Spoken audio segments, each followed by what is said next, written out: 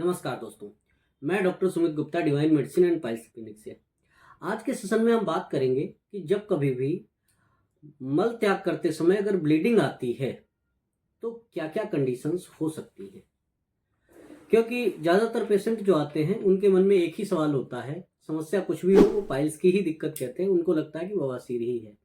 लेकिन ये बात सच नहीं है कि कई बार कई सीरियस प्रॉब्लम्स भी हो सकती हैं। मैं कुछ अंतर बताऊंगा जिनसे आप आसानी से डिफ्रेंशिएट कर पाएंगे कि जो ब्लीडिंग है वो किन चीज़ों से रिलेटेड है। जैसे अगर ब्लीडिंग बिना पेन के हो रही है, दर्द बिल्कुल नहीं है और मलत्याग करते समय ब्लीडिंग हो रही है और एकदम चमकीले से लाल कलर की है, तो इसका मतलब है कि वो पाइल्स है।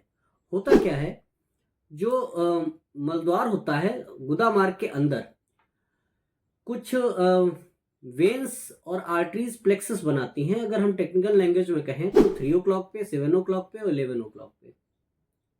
जब किसी को कॉन्स्टिपेशन होता है, मल कठोर होता है, तो निकलने के टाइम ठोकर मारता है जिससे कुछ वेन्स रप्चर हो जाती हैं और रप्चर होने की वजह से ब्लीडिंग होती है। लेकिन जैसा कि आप लोगों ने एनाटॉमी के सेशन में पढ़ा था कि डेंटेट लाइन के ऊपर ऑटोनोमिक नर्व का इनर्वेशन होता है, तो वहां पेन का सेंसेशन नहीं होता है। तो जब पाइल्स से कभी भी पाइल्स की वजह से ब्लीडिंग होगी तो उस केस में दर्द नहीं होगा, सिर्फ ब्लीडिंग होगी। और कह सकते हैं ना पहले होगा ना बाद में होगा। जब मलत्याग के बाद आप उठ भी जाएंगे तब भी आपको दर्द नहीं होगा, कितनी भी ज्यादा ब्लीडिंग हो जाए लेकिन आपको दर्द नहीं महसूस होगा। तो ये पाइल्स की ब्लीडिंग है, बवासीर की ब्लीडिंग है। दूसरी बात यह है कि अगर ब्लीडिंग के साथ दर्द हो रहा है और बना रह रहा है दर्द, तो ये पाइल्स की ब्लीडिंग नहीं है, तो ये फिसर की ब्लीडिंग है। फिसर में क्या होता है कि फिसर में होता यह है कि जब कभी भी मल कठोर होता है कॉन्स्टिपेशन की वजह से या चोट लग जाए या फिर और भी कुछ तरीके होते हैं। जैसे मैं आपको बताऊं, जो लोग बहुत ज्यादा टाइम तक बैठे रहते हैं तो जो नीचे हिप का हिस्सा होता है, मलद्वार के आसपास का हिस्सा, वहां पर लगातार प्रेशर पड़ता है, दबाव पड़ता है और दबाव की वजह से वहां की वेन्स आर्टरीज दबती है। उसकी वजह से होता क्या है कि ब्लड सप्लाई कम पहुंचती है। ब्लड सप्लाई कम पहुंचती है तो ऑक्सीजन कम पहुंचता है, ऑक्सीजन कम पहुंचता है तो रिलेटिव इस्चीमिया हो जाती है। उस वजह से वहां के कुछ टिश्यू कमजोर होते हैं और जब अगर टिश्यू कमजोर होंगे और मल कठोर होगा तो निकलते टाइम डेंटेट लाइन के नीचे, मैं कहूं तो हिल्टन लाइन के नीचे, लोअर एनल जो ओपनिंग है वहां पर अगर आप देखेंगे फिजिकली तब भी दिख जाएगा, वहां पर एक लॉन्गिट्यूडनल कट लग जाता है, उसे फिसर कहते हैं। नीचे जो डेंटेट लाइन के नीचे का हिस्सा होता है वो पेन के लिए बहुत सेंसिटिव होता है क्योंकि सोमेटिक नर्व का इनर्वेशन होता है। अब अगर बहुत ज्यादा पेन के लिए सेंसिटिव है तो फिसर में जब ब्लीडिंग होगी तो मलत्याग के समय ब्लीडिंग होगी, ड्रॉप भी हो सकती है या मल से लगती हुई ब्लीडिंग भी हो सकती है या कई बार बहुत तेज ब्लीडिंग भी होती है, लेकिन वो दर्द के साथ होगी। तो अगर पेन के साथ ब्लीडिंग हो रही है तो वो क्या हो सकती है, आप कह सकते हैं कि वो फिसर की ब्लीडिंग है। दोनों का कारण अलग है, दोनों का ट्रीटमेंट अलग है। अब हम तीसरी बात करते हैं कि अगर ब्लीडिंग हो रही है और ब्लीडिंग के साथ म्यूकस भी आ रहा है तो ना तो ये फिसर है और ना ही ये पाइल्स है, ये प्रोक्टाइटिस की ब्लीडिंग हो सकती है। प्रोक्टाइटिस क्या होता है कि हमारे जो एनल ओपनिंग है, मलद्वार की ओपनिंग है, वहां से लेके ऊपर तक कह सकते हैं, कई बार काफी हाइट तक रेक्टम के हिस्से तक स्वेलिंग आ जाती है और कई बार कॉलन तक हो जाती है। तो उस केस में क्या होता है कि फ्रीक्वेंसी, मल त्याग की फ्रीक्वेंसी बहुत बढ़ जाती है। होता क्या है कि अगर रेक्टम में स्वेलिंग आ गई तो जो उसका ल्यूमेन है, जो अंदर का हिस्सा है जिससे मल निकलेगा, सूजन की वजह से वो थोड़ा सा नैरो हो जाता है, पतला हो जाता है।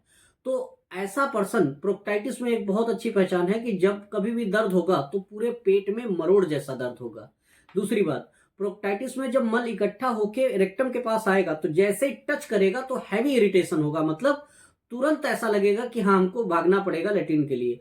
और ऐसे पर्सन को कम से कम दिन में 10 से 15 बार, कई बार इससे ज्यादा भी फ्रीक्वेंसी होती है, मलत्याग के लिए जाना पड़ता, होती नहीं है लेकिन उसको महसूस होता है कि जाना है और सेटिस्फेक्शन नहीं मिलता। आएगा तो तुरंत लगेगा कि हाँ फिर जाना है। तो वो प्रोक्टाइटिस के लक्षण है और उसमें जब कभी भी ब्लीडिंग होती है तो म्यूकस मिला जुला आता है, तो वो प्रोक्टाइटिस का है। दूसरी बात, फिशर में आपको एक दो कट ही दिखाई देते हैं, लेकिन अगर किसी को प्रोक्टाइटिस है तो अगर आप एग्जामाइन करेंगे तो आप पाएंगे कि उसमें कई सारे मल्टीपल कट आपको एनल कैनाल मलद्वार में आपको दिखाई देंगे। जो एनल ओपनिंग है वहां पर कई मल्टीपल कट दिखाई देंगे और स्वेलिंग भी आप आसानी से उसको पहचान सकते हैं। तो ये हो गई 3 टाइप की ब्लीडिंग, पाइल्स, फिशर और कह सकते हैं आपका प्रोक्टाइटिस।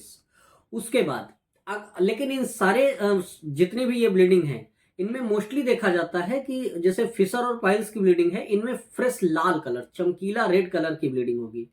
लेकिन कई बार होता क्या है, प्रोक्टाइटिस के कारणों में कई और भी कारण होते हैं, जैसे क्रोन्स डिजीज हो गया या अल्सरेटिव कोलाइटिस हो गया। उसमें होता क्या है कि कॉलन के हिस्से में जख्म बन जाता है और उस जख्म से ब्लीडिंग होती है। लेकिन चूंकि वो थोड़ा सा ऊपर का हिस्सा है तो कई बार फ्रेश ब्लीडिंग नहीं होती, उसमें कलर ब्लैकिश हो जाता है। तो अगर ब्लैकिश कलर आ रहा है, हल्का सा कालापन आ गया है, तो इसका मतलब वो रेक्टम या एनल कैनाल की ब्लीडिंग नहीं है, ना फिशर की है ना वो पाइल्स की है, वो कॉलन या उससे पीछे के हिस्से से आ रही है, कि मतलब या तो डिसेंडिंग कॉलन है या ट्रांसवर्स कॉलन है या असेंडिंग कॉलन है। तो उस केस में अगर कलर बदला है तो फिर कहीं ना कहीं कह सकते हैं अल्सरेटिव कोलाइटिस हो सकता है या क्रोन्स डिजीज हो सकती है, उस पर भी ध्यान देना चाहिए। तो हम पहचानेंगे कैसे? देखिए, अगर फिशर की ब्लीडिंग है तो आप फिजिकली एग्जामाइन करेंगे, जब मलद्वार के हिस्से को आप देखेंगे तो आपको कट दिखेगा, घाव दिखेगा, जख्म दिख जाएगा और चमकीली ब्लीडिंग बता रहा है, तो इसका मतलब है कि आप ऐसे ही पहचान जाएंगे। जो आपको बताया कि पाइल्स की ब्लीडिंग होगी तो उसमें पेन बिल्कुल होता ही नहीं है, ब्लीडिंग होगी, मलत्याग के समय हैवी ब्लीडिंग भी हो सकती है और मतलब कह सकते हैं कि कई बार कम भी होती है, तो वो अलग तरीका है, लेकिन होगी लाल कलर की।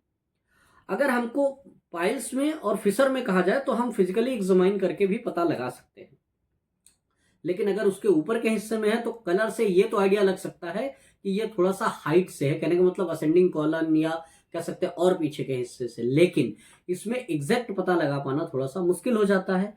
तब क्या करें? तो इसके लिए 2 चीजें हैं। अगर आपको लगता है कि रेक्टम के हिस्से से ब्लीडिंग हो रही है तो उसके लिए कोलोनोस्कोपी की जांच कराई जाती है। उसमें एक कैमरा होता है जो मलद्वार के हिस्से से अंदर की तरफ इंसर्ट किया जाता है, डाला जाता है, और वो उस कैमरे से देखते रहते हैं कि कहां पर घाव है।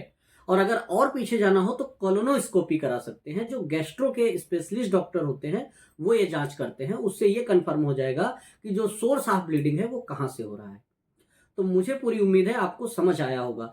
अगर आप भी किसी ऐसी समस्या से परेशान हैं, बहुत लंबे समय से, बहुत दवाई भी खा ली है, लेकिन आप प्रॉब्लम से उबर नहीं पा रहे हैं, ठीक नहीं हो पा रहे हैं, तो एक बार हमें कांटेक्ट कर सकते हैं नीचे दिए गए नंबर पे, या आपके मन में कोई क्वेरी है, कोई सवाल पूछना चाहते हैं, तब भी आप कमेंट के जरिए पूछ सकते हैं, दिए गए नंबर पे कांटेक्ट कर सकते हैं। और अगर हमारे चैनल पे नए हैं तो चैनल को सब्सक्राइब कर सकते हैं। हेल्थ रिलेटेड अपडेट्स आपको मिलते रहेंगे। Thank you.